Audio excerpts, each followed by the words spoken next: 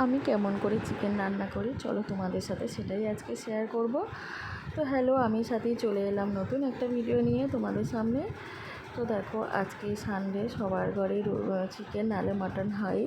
তো আমার ঘরে বেশিরভাগই চিকেন হয়, কারণ আমি মটন খাই না। কারণ একবার মটন খেয়ে না আমি অসুস্থ হয়ে পড়েছিলাম। তো তারপর থেকে আমি টোটালি মটন খাওয়া বন্ধ করে দিয়েছি। আর এমনিও আমার একটু শারীরিক প্রবলেম আছে, তো যার জন্য আমি মটনটাকে একটু বাদ দিয়েই চলি। চিকেনটা খাই, তাও খুব কমই খাই আমি, কারণ মাছটা বেশি পছন্দ করি।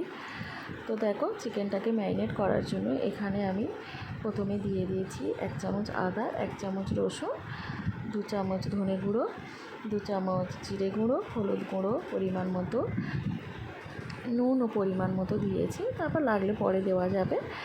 আর এখানে নিয়ে নিচ্ছে একটু টক দই।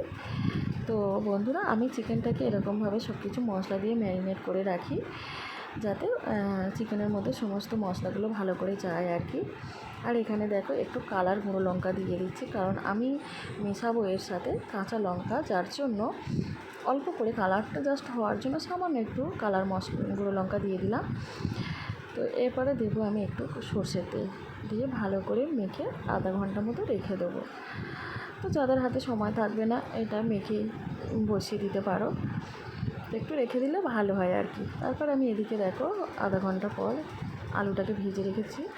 আর গরম তেলের মধ্যে এখানে দিয়ে দিলাম গোটা গরম মশলা, তেজপাতা আর শুকনো লঙ্কা। তো একটু ভাজা ভাজা হয়ে গেলে, একটু সুন্দর গন্ধ বেরোলে, তারপর আমি দিয়ে দিয়েছি পেঁয়াজটাকে ভালো করে নেড়ে চেড়ে একটু লাল লাল মতো হয়ে গেলে এর মধ্যে আমি দিয়ে দেবো মেখে রাখা চিকেনটা। তো দেখো, যে চিকেনটাও দিয়ে দিলাম।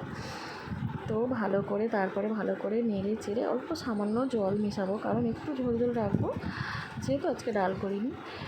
আর ডাল করলে তাহলে একদমই পুরো মাখা মাখা রাখতে পারো তোমরা। তো আমি চিকেনটা এরকম করে বানাই, তোমরা কেমন করে বানাও অবশ্যই কমেন্ট করে জানিও।